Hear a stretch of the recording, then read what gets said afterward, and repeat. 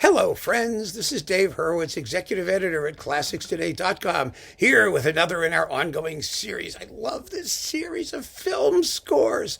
Oh, gosh, this has been fun. Fun for me, anyway, and I hope for you, too.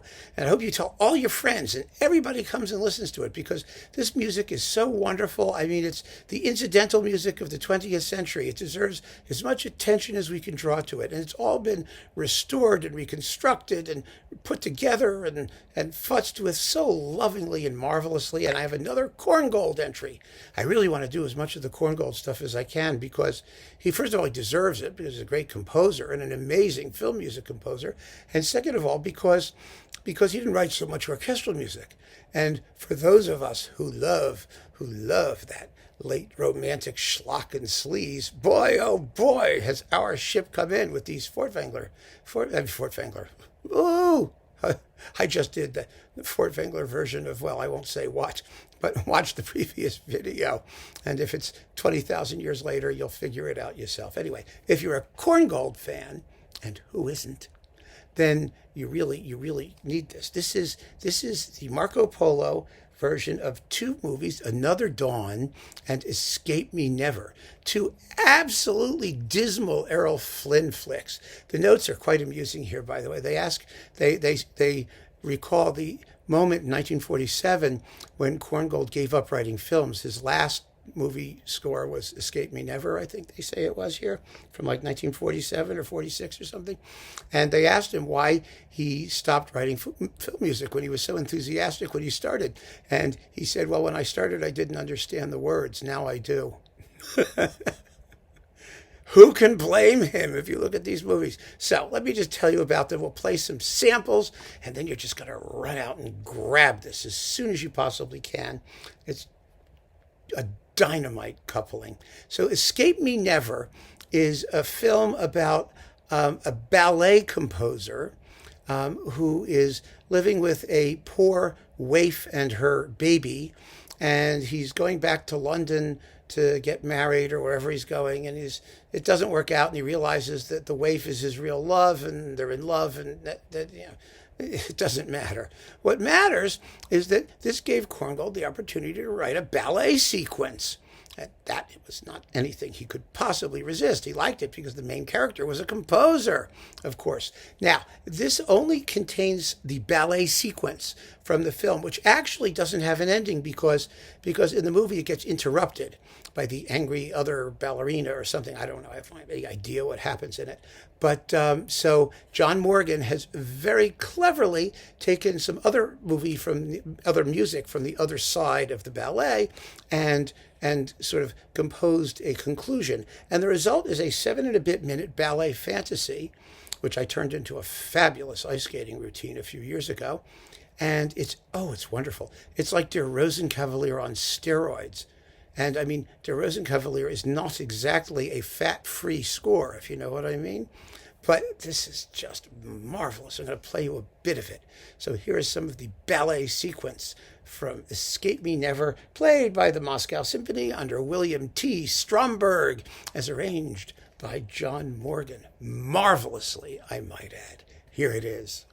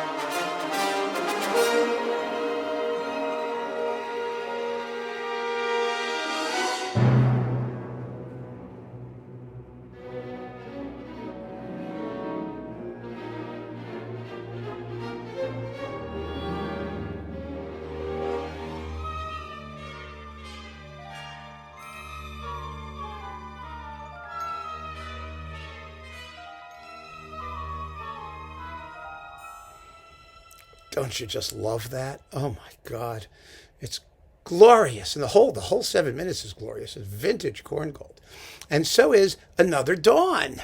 This was a horrible movie, about an hour and 13 minutes long, according to this, and the score is about an hour and 13 minutes long. No, it's not quite that long. It's like 50 minutes of music. Very good music. Vintage Korngoldian music. In fact, have I got something to play you? First, I want to play you a little bit of the main title. Well, first I got to sort of tell you about the plot, such as it is. This is another disastrous movie. I mean, it's just this British army contingent is stationed in the middle of the Sahara, and the Arabs are rebelling for some reason or other, and the head guy goes to London to marry his girlfriend, who's in mourning over the death of her previous boyfriend. And he marries her and brings her back to the outpost because, of course, why not have your wife at the outpost? And it turns out that her dead boyfriend bears a striking resemblance to guess who? Errol Flynn. And they know that their love is forbidden, and they spend the next 45 minutes talking about how forbidden it is. But he goes off on a mission, and they wind up, well, you know how they wind up, but they know that it's forbidden. But he knows that they're actually in love, but he's too British to do anything about it. So he decides to fly the bombing mission to blow up the dam to release the water that the Arabs don't want anyone to have. And so even he knows perfectly well that he can't come back because there isn't enough fuel in the plane, so he dies, leaving Errol Flynn and his wife, to await another dawn. Ugh. That's the movie. No wonder Korngold gave up writing film scores after this one. I would have too. However, the juicy bit is the actual music, which is fabulous. Absolutely fabulous. And I want to play you just a little teensy bit of the main title. And listen to the upward thrusting theme in the brass. Just listen to it. Get it into your head. Here is that little bit of the main title.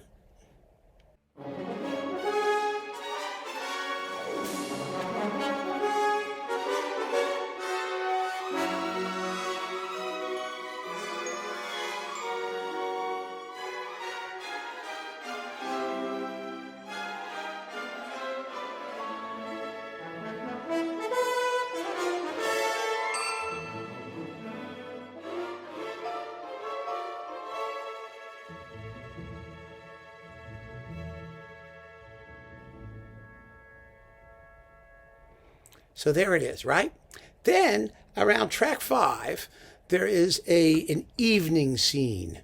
And the evening scene is between, whoever. And it's obviously kind of like a quasi-love sort of thing, possibly. But it's an evening scene. And for the evening scene, that rising brass thing, which is supposed to be symbolic more or less of the military setting and all of that stuff, the heroic, rah-rah stuff. That thing, that little motive is transformed. It is transformed into this.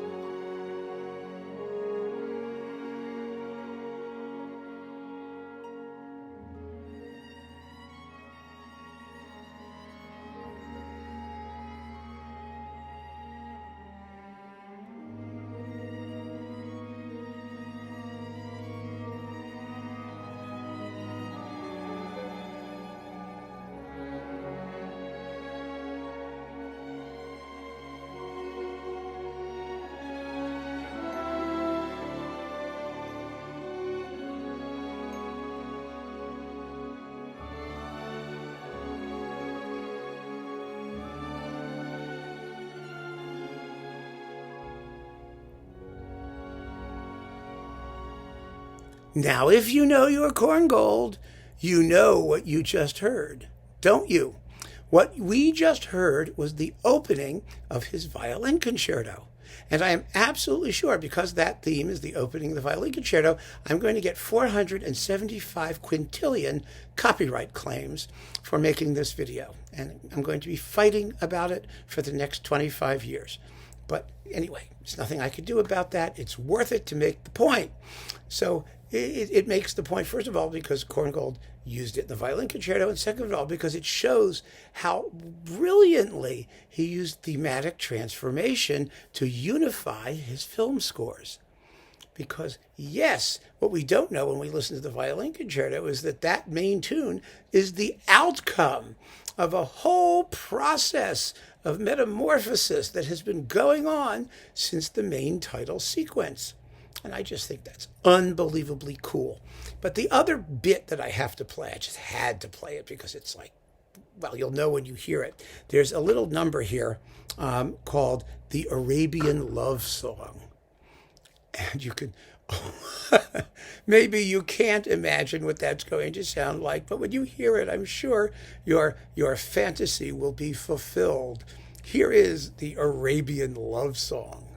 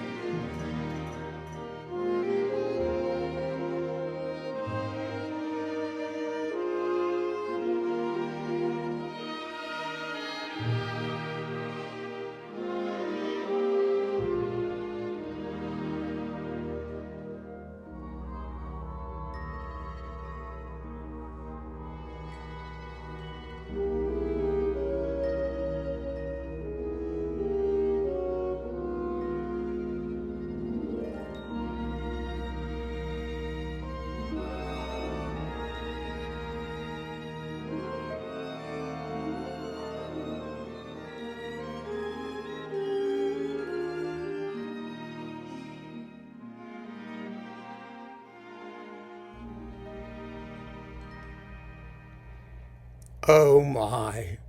Justifies the purchase of the disc all by itself, doesn't it? That is such marvelous kitsch. It really is. And I think we're past the point, frankly, where we laugh at these things because they're kitschy. It's part of that wonderful, wonderful style. It's just, it's era. And it's marvelous. It's absolutely marvelous. So this was the ballet sequence from Escape Me Never and the full, complete soundtrack to Another Dawn by Korngold, performed by William T. Stromberg and the Moscow Symphony Orchestra. It's on Naxos or Marco Polo, probably still Marco Polo. That's where I last saw it. And boy, I just, Korngold wrote other scores that are more famous, but I've had more fun with this disc than virtually any of his other scores. Wonderful though they are, and they're absolutely phenomenal. But this is just so much fun. It really is, and it follows that dictum in film score land, which is the more terrible the movie, the better the music. And quite often it's the music that rescues the movie. This was one of those cases, clearly. Although I don't know how much it rescued anything, but it certainly is the high point, the wonderful component. And thank God that it hasn't been lost forever and that we can listen to it now. So keep on listening, folks. Thanks so much for joining me. Take care.